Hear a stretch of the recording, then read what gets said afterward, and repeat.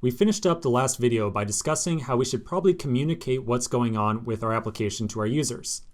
So right before we call our send function right here, we're going to create a new piece of state. And we'll call this something really simple, like how about something like message. So we're going to have a message property that we're going to display inside of our render method. And this message thing will tell our users exactly what's going on with the current status of the application. So right before we attempt to send a transaction into the network, let's say waiting on transaction success, like so. So now it will be very clear to our users that if they submit the form, and then we submit this transaction right here, right before the transaction gets submitted, we'll give a message that says, hey, like we're just hanging on right now, just give us a minute. In a little bit, once the transaction goes through, we'll then be able to say that you were successfully entered. So after this transaction is approved by the network, we'll then update our message. We'll then say something like, message with you have been entered, like so. Now, to be 100% clear, when we say that it takes, say, 15 to 30 seconds for a transaction to clear the network, we're talking specifically about this line of code right here. So this right here is going to take 15 to 30 seconds or so to actually be processed. So even though it looks like these two statements occur one after another, there's definitely going to be a significant delay in time in between the two.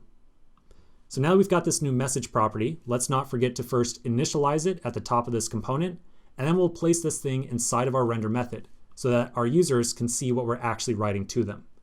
So up at the top, we will initialize our message property. Then down inside the render method, we'll place this .state.method. So how about at the very bottom, underneath our form, let's place another horizontal divide, horizontal rule. And then underneath that, let's do an h1 with this .state.message. So now it's going to be really, really, really clear what's going on. All right, I think we're ready to test this thing out. So back inside the browser, we'll let the refresh happen. So here's the horizontal rule. Whenever we get a message, we should see it appear underneath this line right here. So let's enter in some amount of ether to enter into the lottery. I'm going to use just 0.01 ether, and I encourage you as well to put in some rather small amount here. But you know what? I just realized we do have a minimum contribution on our contract. So let's double check what that is.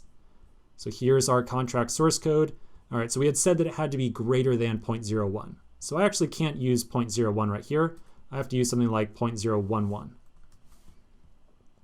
So now we should be able to click the enter button, and that will enter us into the lottery. So I'll click on enter. We see that message appear at the bottom that says waiting on transaction success. And then we get a confirmation message that's popped up to us by MetaMask. We saw this message right here in the past once before. So of course, MetaMask wants to make sure that before it starts making use of any of your money, it gets your very direct approval. Anytime that we try to send a transaction that works with some amount of money into the network, MetaMask will pop this thing up and expect to see a submit button click from the user. If the user clicks anything else, then it will return an error to our application. And in theory, we probably want to write some code to make sure we handle that error appropriately. So for example, if on this transaction I click reject, you'll see that I get a big red error message down here. And as a matter of fact, the entire application essentially crashes. And it says specifically, user denied transaction. So user said, nope, you're not sending my money. We can refresh the page, and then this time we'll click submit to make sure that the thing actually works. So I'm going to again enter in 0.011. I'll enter it. This time I'm going to click on submit. And now we basically wait for those 15 to 30 seconds. All right, so many videos ago, I had mentioned to you, and I've mentioned it several times since then, yeah, it takes some amount of time for this stuff to occur. So here we are waiting for a transaction to be approved by the network. You have to make sure that your users are aware that that is occurring right now. Because I can tell you, I can guarantee you that in the real world, if a user clicks on submit, or they click on enter, or something that should make a change to your application, their expectation is that the change should happen nearly instantly. Because that's what they're used to with every other UI out there in existence.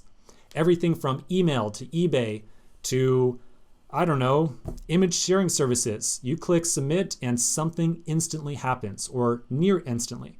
However, as soon as we start working with Ethereum, we have to wait for these 30 seconds. So we gotta make sure that our users are aware of what's happening. Otherwise, they're going to assume that the application is broken. And that's definitely a very bad thing. All right, so my spiel right there took about 15 or 30 seconds, and you'll notice that now it says you have been entered. Awesome, so that's exactly what we wanted. Now we should be able to refresh this page, and when we do, we will refetch the number of people who have entered and the amount of money that is contained inside the contract. So we should see those two numbers update from 0. So I'll click refresh. And now when the page reloads, we see that there's currently now one person entered and they are competing to win 0.011 ether. Awesome. All right, so that's pretty much the entire flow, believe it or not, of start to finish of an Ethereum contract. We've now seen the two very basic but very core interactions, reading data off the contract and writing data to the contract. Everything that we do from here on out is going to be absolute repetition of those two same techniques again and again and again. We're going to read some data, we're then going to take some user input and write it back to the network. And then we're going to wait for that transaction to succeed. Of course, our application right here still needs a pretty good amount of work. So let's take a break and continue in the next video.